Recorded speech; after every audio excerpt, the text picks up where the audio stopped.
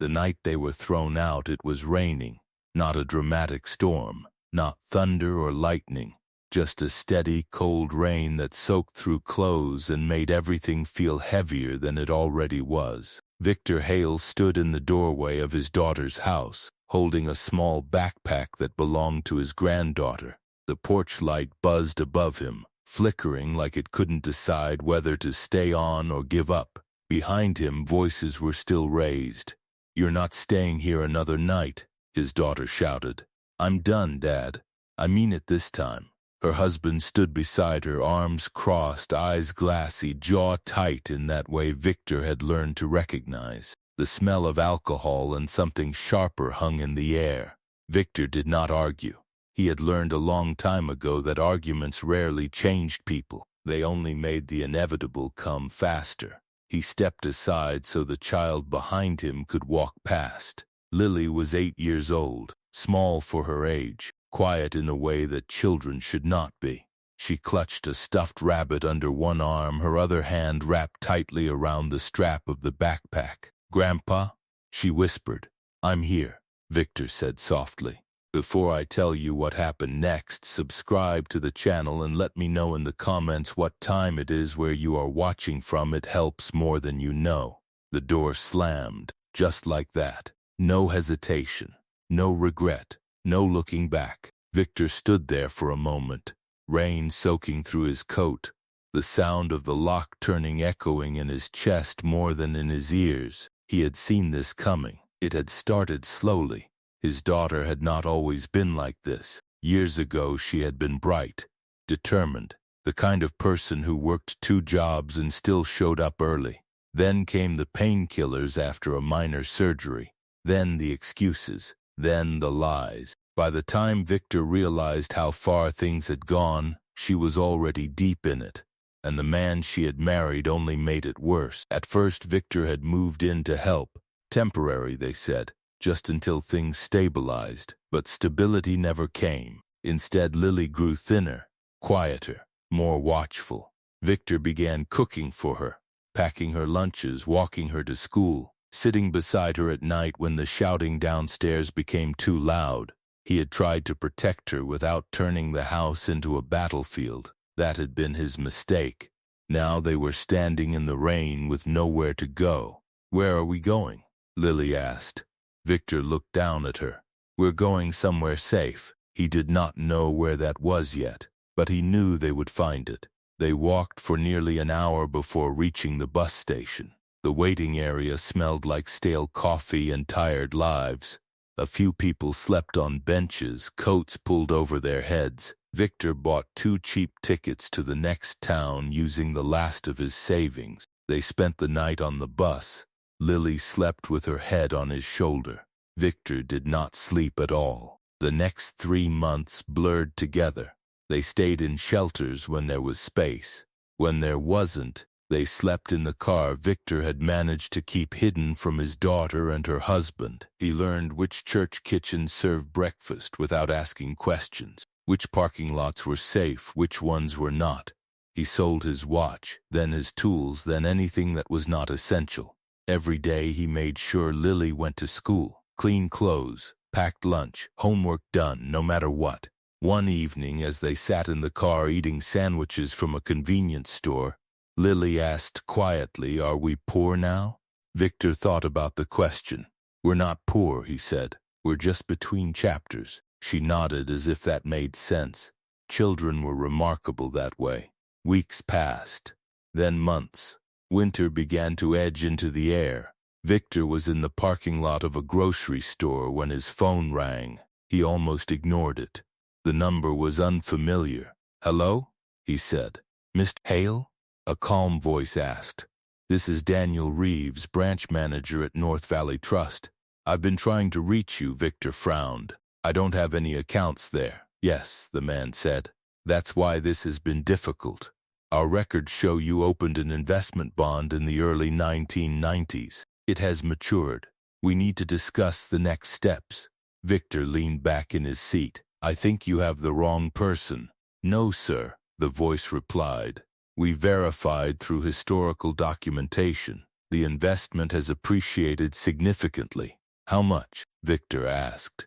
There was a pause. Approximately $5.7 million. The world seemed to go quiet. Victor looked at Lily in the passenger seat, drawing shapes on the fogged window with her finger. I don't remember any investment, he said slowly. Many people don't, the manager replied. But the funds are legally yours. Victor swallowed. For the first time in months, something unfamiliar stirred in his chest, hope, but it was mixed with something else, because suddenly he was not thinking about the money. He was thinking about the people who had thrown them out, and how quickly power changed when the balance shifted. Victor ended the call and sat there for a long time. Grandpa? Lily said. What is it? He smiled. I think, he said, our chapter just changed. But even as he said it, Victor understood something important. This was not the end of their struggle. It was the beginning of a very different one. Because when people who had hurt you discovered you were no longer powerless, they rarely stayed quiet. And Victor had a feeling that the moment his daughter learned the truth, she would come back. Not with regret, with greed. Victor did not tell Lily about the money that night. He almost did. The words sat in his throat as they drove toward the small shelter that had agreed to give them a bed for a few days. But when he looked at her, curled in the passenger seat with her stuffed rabbit tucked under her chin, he stopped himself. Hope was fragile, and he had learned that hope, when spoken too early, could be taken away just as quickly. The next morning he woke before sunrise, the way he always did now. He stepped outside the shelter, phone in hand, and called the number the bank manager had left. The man answered on the first ring. Mr. Hale, I'm glad you called back. Victor leaned against the brick wall. I need to know if this is real. It is, the manager replied. We've already verified your identity through archive signatures and government records. The bond you purchased in 1993 was part of a long-term municipal development fund. It was considered risky at the time, which is why the return is so high now. Victor searched his memory. Then it came back, a younger version of himself, a co-worker insisting he invest. A small amount of money he had barely been able to spare. He had forgotten about it because life had not given him time to remember. What happens now? Victor asked. We need you to come in, the manager said. There are legal steps, tax considerations, and transfer procedures. But Mr. Hale, this is life-changing. Victor looked through the shelter window. Lily was sitting at a table eating cereal and smiling at another child. Yes, he said quietly, it is. But as he ended the call, a new thought settled in. Money did not just change lives. It revealed people. Victor had no doubt that if his daughter found out, she would return. Not to apologize, to take. That afternoon he borrowed a clean shirt from the shelter and took Lily to school as usual. He did not want anything in her routine to change. Are you okay? Lily asked as they walked toward the entrance. I am, he said.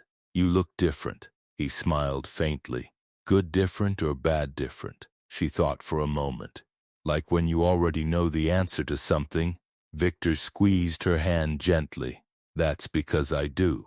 After dropping her off, Victor drove to North Valley Trust. The building was tall and modern, glass and steel reflecting the gray sky. It felt like a different world from the shelters and parking lots of the last 3 months. Inside, everything was quiet, orderly, controlled. The branch manager, Daniel Reeves, stood when Victor entered. He was in his mid-40s, professional but warm. Mr. Hale, he said, shaking his hand. I'm glad you came. They sat in a private office. Documents were spread across the table. Historical records, investment growth charts, legal confirmations. It was real.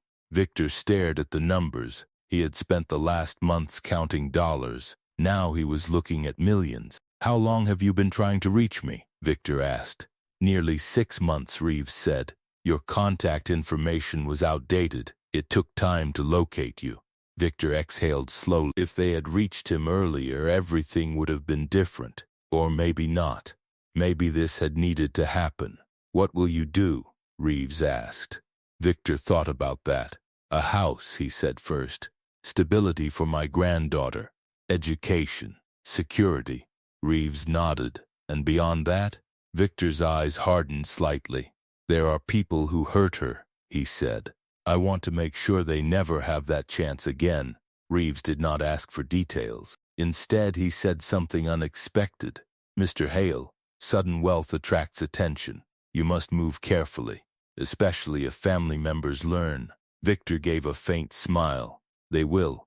When Victor left the bank, he sat in his car for a long time. He could go back to the shelter.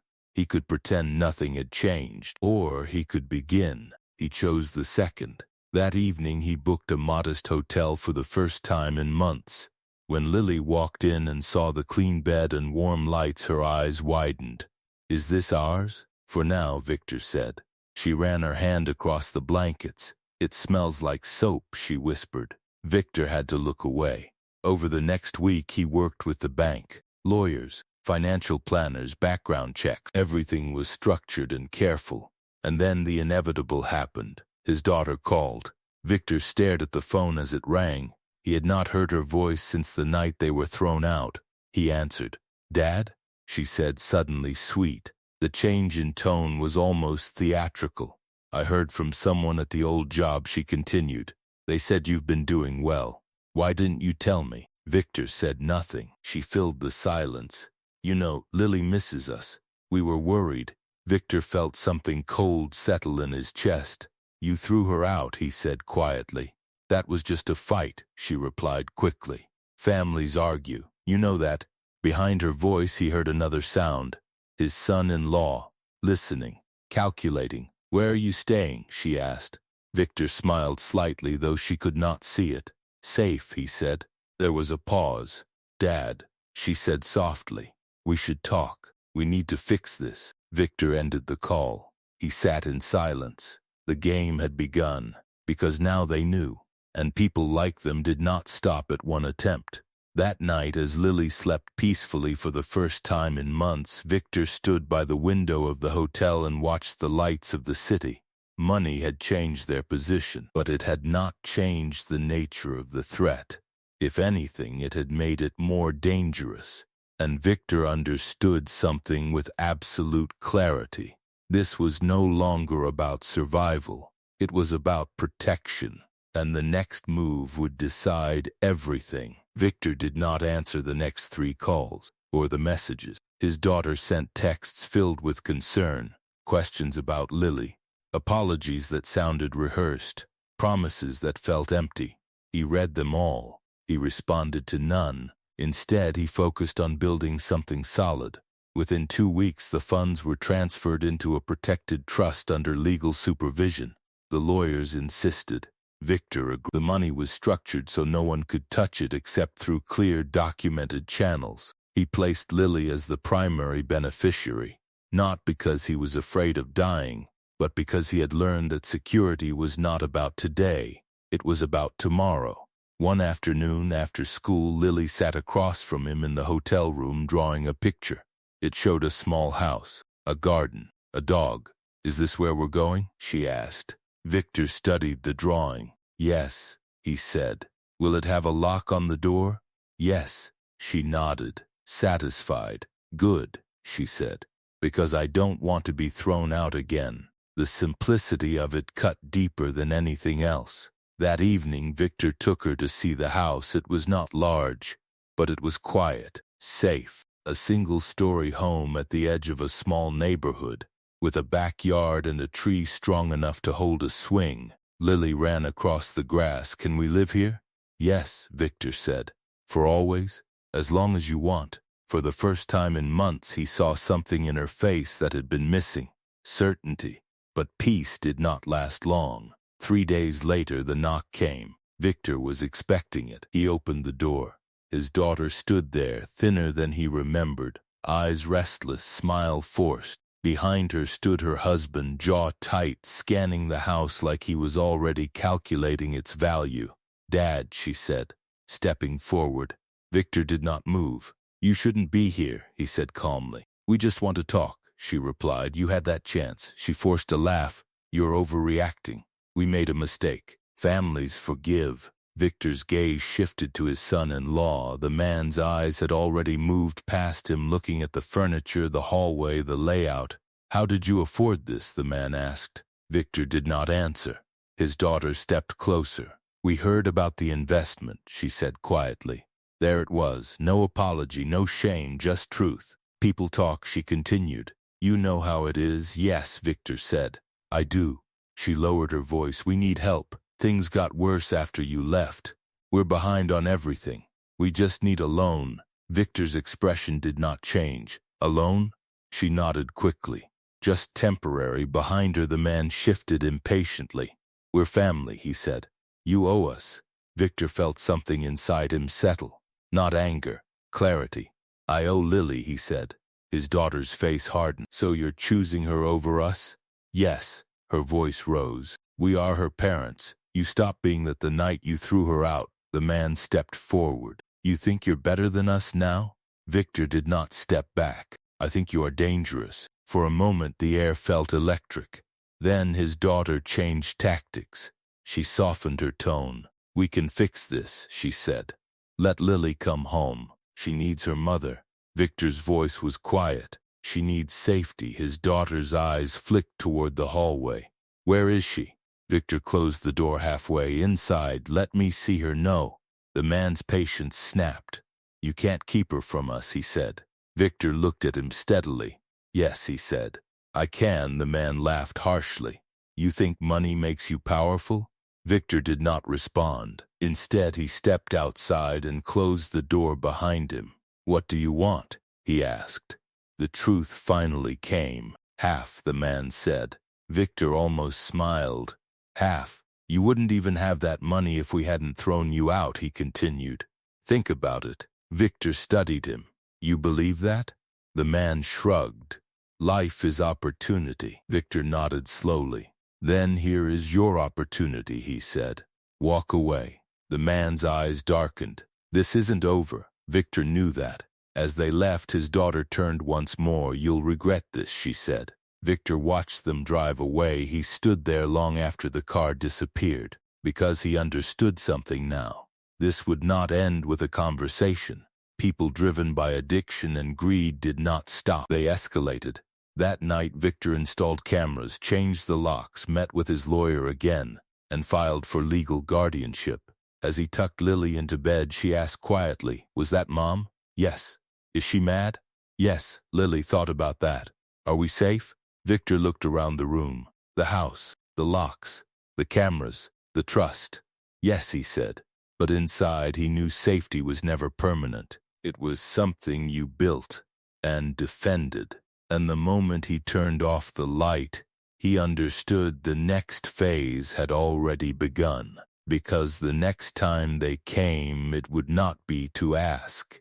It would be to take. Victor did not wait for the next move. He knew better than that. For the first time in years, he began planning the way he used to when life demanded precision instead of hope. Every decision became deliberate, every step measured. The legal guardianship process moved faster than expected. His lawyer, a woman named Catherine Monroe, was efficient and direct. She had seen cases like this before. Addiction, neglect, financial exploitation. She did not waste time. "The documentation you have is strong," she told him during their second meeting. "School attendance, medical neglect, witness statement, the eviction, their history. If they fight this, they will expose themselves." Victor nodded. "They will fight," he said. She gave him a thin smile. "Then they will lose." Meanwhile, Lily adjusted to their new life. She made friends in the neighborhood. She spent afternoons in the backyard. She talked more. She laughed more. She ate without asking permission.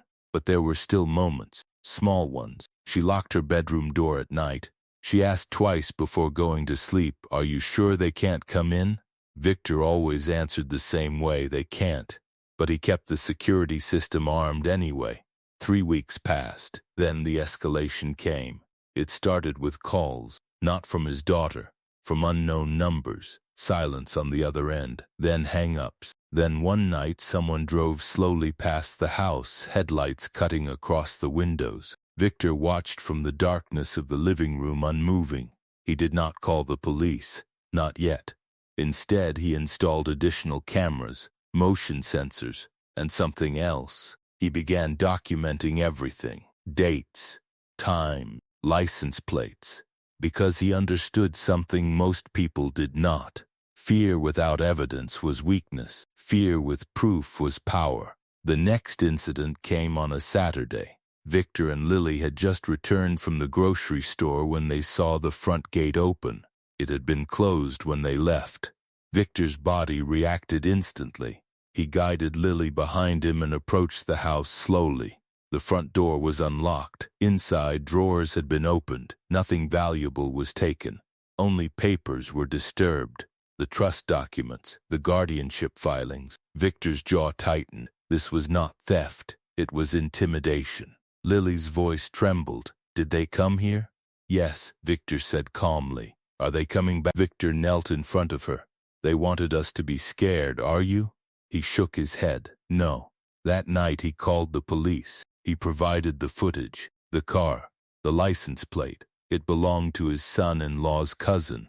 The first official report was filed. The next day his daughter appeared again, but this time she was not alone. She brought a social worker. The woman spoke politely but firmly. We've received a report that you are unlawfully withholding a minor from her legal parents. Victor had expected this. He handed her the court filings, temporary guardianship, protective documentation, medical records, school reports. The woman read carefully. Her expression shifted. His daughter's confidence faltered.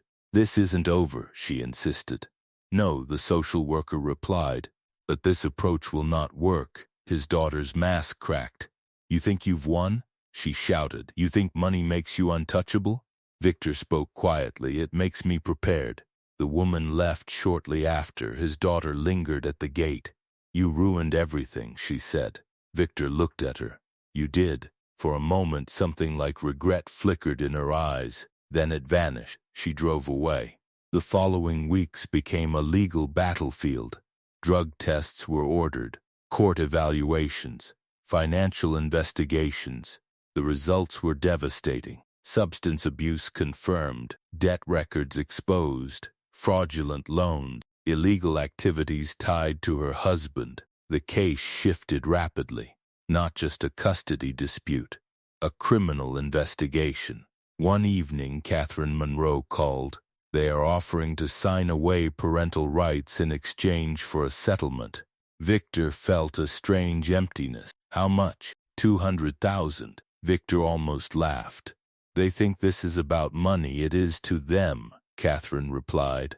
What do you recommend? She paused. That depends on what you want. Victor looked across the room. Lily sat at the table doing homework, tongue pressed against her lip in concentration. What I want, he said slowly, is for her to never live in fear again. Catherine understood. We can refuse, she said. Yes, the court hearing was scheduled. The final confrontation was coming. And Victor knew this would not just decide custody. It would define the rest of Lily's life. Because some battles were not about winning. They were about ending something permanently. And when Victor walked into that courtroom, he intended to end it completely. The courtroom was smaller than Victor expected. Not grand, not dramatic, just rows of wooden benches, soft murmurs, and the quiet weight of decisions that would change lives. Lily sat beside him, hands folded tightly in her lap. She wore a simple blue dress they had chosen together. Her stuffed rabbit rested against her side. Are we going to be okay? She whispered. Victor looked at her. Yes. This time he meant it completely. Across the room his daughter and her husband entered. They looked different now, tired, defensive, less certain. Their lawyer spoke to them in low tones, but their eyes kept drifting toward Victor, toward the child, toward the stability they had lost. The judge entered. The hearing began. The evidence was presented calmly and methodically. Medical reports, school records, witness statement, police documentation, surveillance footage. Victor watched as each layer of their actions unfolded in front of strangers. Neglect, substance abuse, financial exploitation, Intimidation, the attempted intimidation of the guardian. Each fact stripped away the illusion they had built. When it was their turn to speak, his daughter tried. "I made mistakes," she said, voice trembling. "But I love my child." The judge's expression remained neutral. "Love requires safety," she replied. The husband spoke next, anger barely contained. "This is about money." He turned her against us. Victor did not react. He had prepared for this. His lawyer stood. "This is about a pattern of behavior that endangered a child," she said. The financial discovery only revealed the extent of their motivations. The judge listened for hours. Finally, the room fell silent. The ruling was direct. Full legal guardianship was granted to Victor. Parental rights were terminated pending rehabilitation and long-term review. Supervised contact only. No unscheduled visitation. Protective orders upheld. Victor felt Lily's hand tighten in his. He did not look at his daughter, not out of cruelty, but because the chapter was closing. Outside the courthouse, the autumn air felt lighter. Lily looked up at him. "So we're staying together, yes, for always?" "Yes," she nodded. Then she hugged him tightly. It was the first time she had done that in public. Weeks passed. The legal aftermath continued, but Victor focused on what mattered. Routine, school, stability, healing. They moved fully into the new house. The swing was installed on the tree. A dog joined the family. Slowly, the shadows of the past faded.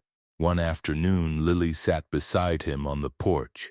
"Grandpa," she said, "were you scared when we were homeless?" Victor thought about the cold nights, the uncertainty, the hunger he had hidden from her. "Yes," he said, "but you didn't show it. That was my job," she smiled. "Because you're the hero." Victor shook his head. "No, heroes don't always win. They just keep going." She leaned against him. "I think you won." Victor looked out across the yard. He thought about the bond he had forgotten, the decades that had passed, the life he had lived without knowing what waited ahead. "I think," he said slowly, "we both did." Years later, Lily would grow strong, confident, resilient, but for now she was still a child, and that was enough. That evening, as the sun set, Lily ran across the yard laughing, the dog chasing after her. Victor watched from the porch.